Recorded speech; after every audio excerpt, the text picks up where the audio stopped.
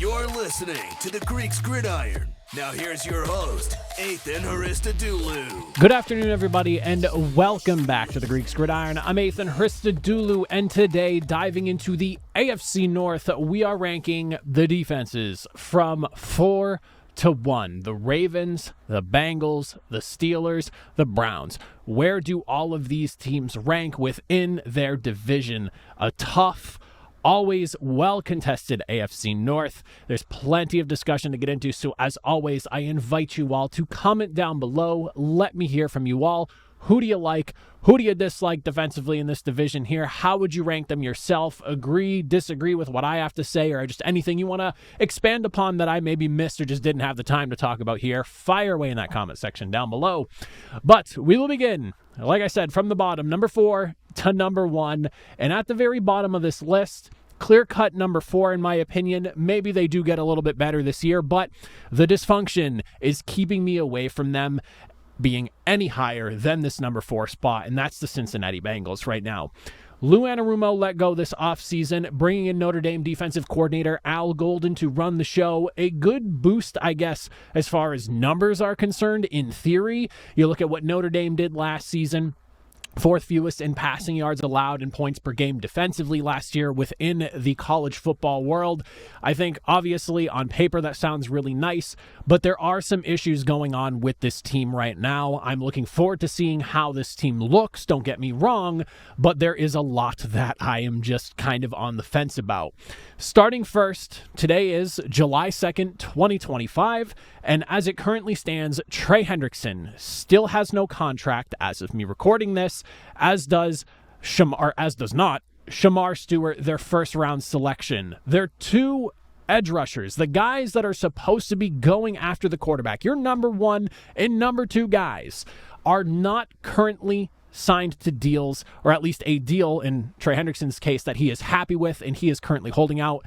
And your first round selection that he's not going to participate until he gets a deal he likes and feels is fair. Now, the contract situation with Shamar Stewart is obviously a complicated one. There's a lot of nuance to it all, but from everything that I have read and gathered, it feels like it's something that Cincinnati needs to correct on their end. I've seen a lot of people just saying that Shamar Stewart needs to suit up and prove himself. Him being selected as a first round pick alone has earned him the right to be getting a contract that should be fairly offered to him based upon the CBA. And ultimately, the Bengals have some awkward language, stuff that seems to be more exclusive to just this franchise than any other in the NFL, with the injuries and just how the guaranteed money works out should he wind up missing a significant portion of the season or a season-ending injury. There's a lot of nuance to it all. I don't know what the middle ground is and where they need to end up, but the Bengals at some point need to figure this out, because if you're going into this next season with Shamar Stewart, your first-round selection, not working on that defensive line alongside Trey Hendrickson, who knows what's going to happen there? Someone who, in the last couple of seasons himself, has racked up 35 sacks with 2 straight seasons of 17.5 sacks. I don't really know what the issue is with getting Trey Hendrickson a deal, especially considering the organization literally told him they were going to get him one. And again, it is a verbal agreement type of thing. It's not like that was signed, sealed, or delivered on a piece of paper anywhere, but it's clear that the Bengals made it obvious they were going to get him done. And Trey Hendrickson, unfortunately for Cincinnati, has made himself one of the most valuable edge rushers in the NFL. Again, 35 sacks in just the last 2 seasons alone. That number alone trumps just about anything that you really need to talk about when it comes to what he does at his position. Never mind all the pressures and just what he does in the run game as well. This is someone that needs to be signed to an extension yesterday, honestly last month at this point here. And that uncertainty alone on the defensive front has me a little bit nervous, because this was a pass rush that did not look good last year. And if Trey Hendrickson, barring some really, really unforeseen circumstance where he decides to sit out, I don't really know who's coming off the edge that's going to be nearly as effective as Trey Hendrickson was for this defense. Yes, you have guys like Joseph Osai, who we'll see what he is able to bring to the table. And yeah, you have a first-round selection in Myles Murphy as well, but that's not the situation that you want to be in if you're Cincinnati right now. Outside of that, though, You look at the secondary, this is definitely a group that I'll have a close eye on. Obviously, the struggles against the pass last season were very real. 30 passing touchdowns allowed. On top of that, being in the top half in the NFL of most passing yards allowed, coming in at 12th most. You have some work to do in that secondary, and it looks like this year we're going to see some of the younger guys that have come out of the draft for the Bengals the last couple of seasons, last 2 or 3, really step up and see their workload increase or just downright become legitimate starters for this defensive side of the football. Now, it's a unique group because I do like some of the things that are already, or some of the players that are already leading the way for the unit. Like you look at a Cam Taylor-Britt, 3 interceptions last season, was near the top in the NFL as far as pass deflections go. Really effective as a defensive back for this team. Then Geno Stone, maybe not quite the amount of interceptions he had the year before, but still came away with 4. And I think as he continues to grow in the role that he has in Cincinnati, should probably still be a really good option for them in the back end of the defense. But then I'm looking at guys like a Jordan Battle or a Dax Hill who are going to see probably some of the most significant amount of snaps overall and just starts overall through an entire season as long as they stay healthy. It's definitely an intriguing group of guys. There's a lot of work to be done on the back end of this group in Cincinnati. The linebacking room, I like Logan Wilson as a leader there. He's one of the best coverage linebackers in the NFL, definitely in that conversation there. Having a second-round selection in Demetrius Knight Jr. working alongside him, obviously going to be something to keep an eye on there as well. But this defense has a lot of work. There's a lot of drama going on around it as well. All the money is currently invested in the offense, and a lot of people pointing the finger at the front office of Cincinnati going, you made your bed. You kind of have to go ahead and lay in it. Trey Hendrickson, for what it's worth, coming off the edge, one of the best in the NFL. I would say at least top 5 conversation, at least the last 2 seasons alone. The Bengals got to figure something out. But as of right now, how it stands, with just the way things look, I can't have them higher than number 4. I'd like to have the conversation if Shamar Stewart and Trey Hendrickson sign deals and they feel good about where they are. But until that happens, a little bit concerned. Moving into the number 3 spot, I settled on the Cleveland Browns here. And for the Browns, I will say this. They are a pretty good unit as far as the roster construction goes on the defensive side of the football still. This is not the defense that we saw a couple of seasons ago having historic numbers, but it's still a solid unit altogether. Considering the Bengals situation and then looking at like what the Browns have with a Myles Garrett, this just starting there alone made me feel a lot more comfortable having Cleveland at 3 and the Bengals at 4. And when you have a guy like Myles Garrett, who literally, I mean, very strong argument as the best in the business at what he does coming off the edge. I mean, I guess my big question is like, who replaces Zadarius Smith, who you traded at the trade deadline last year? Obviously, we saw what that pairing was like a couple of seasons back. Wasn't maybe getting quite the level of production, especially as the season kind of was tailing off by that midpoint for the Browns. You ultimately decide maybe we need to move on and just kind of see what we can do draft-wise, get some capital and whatnot. So you have to look at guys like Isaiah McGuire, who had 2.5 sacks last season, or maybe somebody you brought in who career best 5 sacks at most for Joe Tryon-Shoyinka. Like, I don't really know what's working opposite of Myles Garrett as far as coming off the edges are concerned, but I love Myles Garrett and his game and what he is able to bring to the table. So, I mean, not too worried about that because I know Myles Garrett can get it done on his own. He has spent a large portion of his career getting it done on his own, but I would feel a lot better about the defensive front as a whole if we just had a legit guy that you felt good about opposite of Myles. On top of that, you look at rookie Mason Graham, the selection that they went with after trading out of the number 2 spot and electing to not take Travis Hunter here. I do think he'll be good for the interior of that defensive line, coupled with the addition of Malik Collins, who is good when it comes as a pass rush presence. Again, it just comes down to what is the replacement for Zadarius Smith? Who ends up stepping in there? Is there somebody else maybe down the road you bring in, or you're going to go with one of your young guys? Maybe it's the option of going with Joe Tryon-Shoyinka. Like, whatever the option there is, that's probably my only real question. But I am looking forward to seeing how Mason Graham plays into this because I think he'll be really good, especially when it comes to stopping the run. Maybe it takes him a little bit more time to really get effective in the pass rush, but I like what he brings to the table here, and I think is at least a good piece to help mitigate the loss of Zadarius Smith, but we need a more solid answer in my eyes there, aside from just Graham alone. Second round pick Carson Schwezinger, Schwezinger. If I butchered his name, excuse me. Stepping in, obviously, to a really big role because, unfortunately, the way things look right now for Jeremiah Owusu-Koramoah, he's on the pup. He's going to miss the 2025 season, and from the sounds of it, his career is very much in jeopardy. Obviously, the injury he had last season during a play, colliding basically head first, neck compression, whatever it may have been that caused that neck injury, it did not look good. And from the sounds of it, things don't look really too hot at the current moment.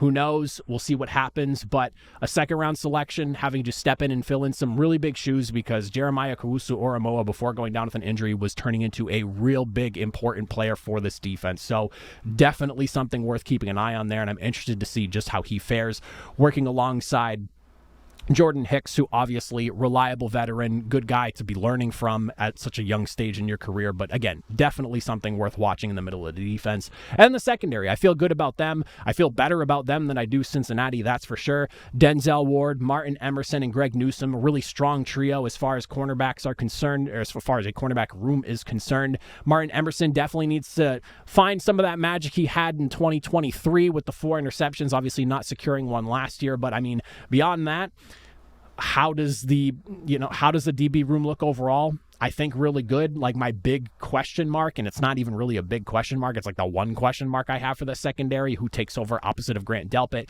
Is it gonna be a Ronnie Hickman? Is it gonna be a DeMonte Casey, maybe a Rayshawn Jenkins, 2 guys you brought in during the offseason here to help shore up the back end of that defense? But overall, I mean, the defense still looks pretty good on paper. It still should be a pretty solid unit.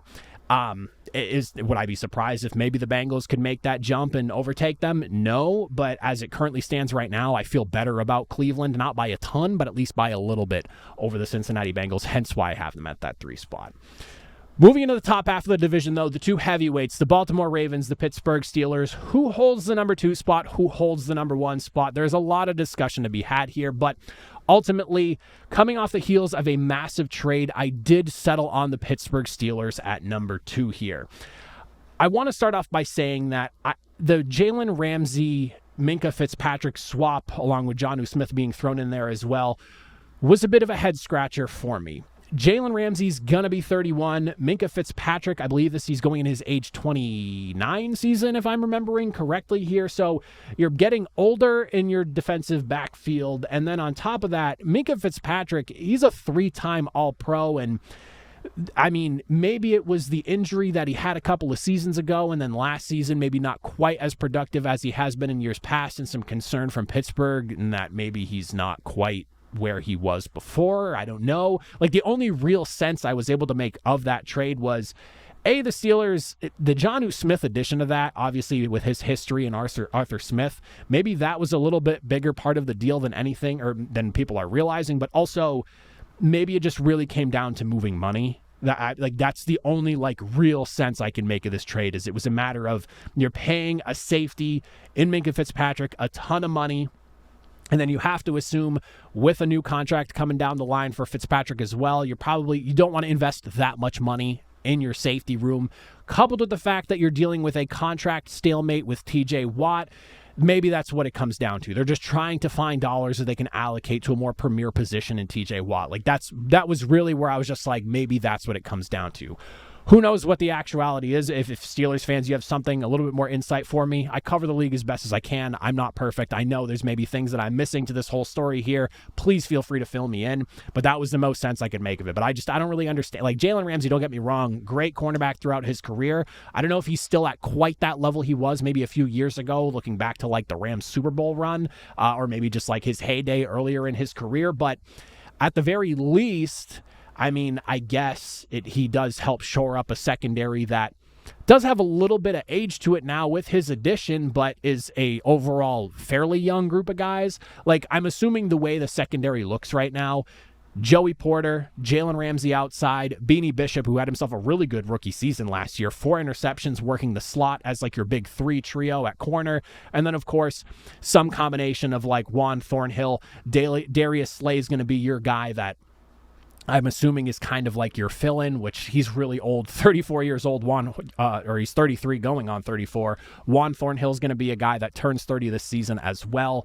And then sure, you have, I guess, Deshaun Elliott's in there as well. I don't want to forget about him, obviously. But the age thing definitely left me scratching my head a little bit because you only got older in the secondary. And the secondary is one of those things where getting older is not something you typically see teams do. And the addition of Darius Slay plus trading out an younger safety for an older corner, just a lot of interesting moves that I'm very much interested in seeing play out. The rest of the defense, though, I feel really good about. The defensive front, just about as good as any. I'm assuming that the TJ Watt contract situation is going to get figured out. I know the media is spinning the whole narrative of who could go in and trade for TJ Watt, and I would be very shocked if at any point after me putting this up, TJ Watt is not a Pittsburgh Steeler, at least for this next season. I would be very shocked. It just feels like one of those things where we're in that slow time between the early camps right after the draft and the actual training camps that kick off later here in July that people need stuff to talk about, and that's what that is. I'd legitimately be shocked if TJ Watt's not around this season for the Pittsburgh Steelers, legitimately. And then, of course, you have yourself the pairing alongside Alex Highsmith. This is a duo coming off the edge. When they're in their peak form, are two of the best game wreckers getting after the quarterback. Again, when both are healthy. You see the numbers from TJ Watt last year. Sack production did dip a little bit, but also you can factor in the fact that Alex Highsmith missed 6 games last year. So, when these two guys are on the field together, two of the best one of the best pass rushing duos in the NFL as a pair. They get it done coming off the edge. The interior of that defensive line led by Cam Hayward, who just gets it done year in and year out. And Derek Harmon coming in, I know that it was a mixed emotion kind of thing with him being drafted in the first round for the Steelers. I will say that if I had to pick a landing spot for him that would make me feel really good about him developing into the player that he could potentially become, the fact that he's going to be working alongside a Cameron Hayward, and that's who he's learning with, one of the premier pros in the NFL, that is literally the guy you'd want him learning from. So you can't really pick much of a better landing spot. It's a very Steeler-esque type of pick. It makes a ton of sense. And then you have Patrick Queen as the star middle linebacker. Hopefully he can progress even further for the Pittsburgh Steelers in year number 2 in their system there. And I honestly expect it to. Patrick Queen, one of my favorite linebackers in the NFL currently. I just feel like the way he has progressed throughout his career, it's trending upward, and I feel like it's going to keep going that way. I'd be legitimately shocked if we're not talking about Patrick Queen back in within at least top 10 conversation as far as middle linebackers are concerned. He just has that much already proven as far as production is concerned, but that much talent that he can continue to build off of there. So I like where the Steelers stand right now. Really good defense overall. Head-scratching move with the Jalen Ramsey, Minkah Fitzpatrick trade, but I guess it is what it is. We'll see how it pans out, whether I'm right or wrong for my reservations on it. I'm looking forward to seeing. And then, of course, at the very top of the list here, we have ourselves the Baltimore Ravens, and you will be hard-pressed to find much of a weakness this season looking at this team on paper. Yes, you, of course, have the concerns with how they fared against the pass last season. Very much worth mentioning here. But this is a defense coming into the season where you have 7 first-round picks starting in that group. 7 of your 11 guys are first-round selections who 6 of them have very much proven their production in the NFL. The 7th guy obviously being Malachi Starks, who you brought in from Georgia this year, who, if you had to pick a perfect Raven coming out of this draft, it's the guy who is well noted for his violent style of play, Malachi Starks out of Georgia. It makes so much sense. But yes, the secondary does have a lot to prove. They also made the addition of bringing in Jair Alexander as well, who, if he can get back to his peak form from a few years ago, should be an exciting piece to the defense here. But you have to take note of the fact that, yes, he's missed 20 games in the regular season over the last 2 years. That is something you have to keep in mind. That being said, I'm anticipating somewhat of an improvement. And the reason for that is because they finished 31st in the league in passing yards. There's only one more place you can go down, otherwise possibly going up. They were one of the best run defenses in the NFL last season. I don't really envision that changing. You look at what the defensive front looks like as a whole. Trenton Simpson did a really solid job his first season stepping in as a legit starter alongside Roquan Smith after the departure of Patrick Queen to Pittsburgh last offseason. And Roquan Smith, I mean, just in the prime of his career right now, it's still crazy to me that the Bears let him just basically go to Baltimore the way they did. That will never make sense to me because of how good Roquan Smith is for the middle of this Ravens defense. It's just incredible what he does. So continuing to work alongside him, I think will benefit Trenton Simpson as he continues to grow in his role. And then up front, even like just coming on the defensive line and off the edges here, Odafe Owe stepping into a really prominent role last season, needed to have a big year, basically his big leap season, and sure enough, delivered in my eyes. Nearly 11 sacks at 10.5, coupled with the fact that you have the ageist Kyle Van Noy, who somehow, some way is having the most productive seasons of his career at this stage at 33 years old, going in his age 34 season, coming off 12.5 sacks, just absolutely insane. And then the coupled with the draft depth that you have in a Mike Green with 17 sacks at Marshall last season. Yes, you can point out the play that he was facing, offensive lineman he was facing, maybe not quite the level of guys coming out of like the SEC or whatever, but something about that selection just feels so Baltimore Raven, and it feels like I would not be shocked if maybe in another year or two down the road, as Kyle Van Noy maybe actually starts to work towards retirement for real this time, you're probably seeing Mike Green step in, and he's still being fairly productive himself, despite the fact that he came from a smaller school in Marshall. I mean, Baltimore's finished second and first in sacks in the last two seasons, respectively. Second last year, the first place the year prior. They were sixth most in 2022, if you want to dip back an extra year.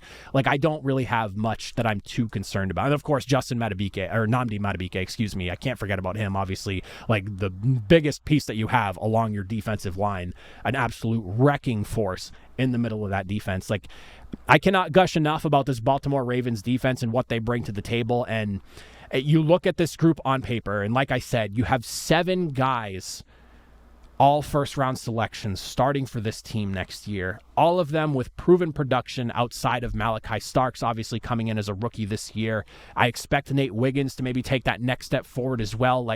And then the depth on top of that. Like, it's insane to me that you have 5 other draft selections for your defense that are all essentially depth pieces out of the gate. None of them have to start. And then you look at like an addition like a Chidobe Awuzie or a John Jenkins coming in from Tennessee and Las Vegas, respectively, that are guys who received starting snaps last year that are now your depth pieces behind your starting group of guys. Like, this is a really deep defense that I cannot gush about enough. So really looking forward to seeing how the Ravens look. It's going to be a tall task for anyone else in the AFC North to overtake the Ravens this season in my eyes, and I'm looking forward to seeing how the rest of this division tries to stack up against them. But those are my thoughts, my opinions, my rankings for the AFC North defenses. Comment down below again. Let me know. What do you agree with, disagree with, want to add?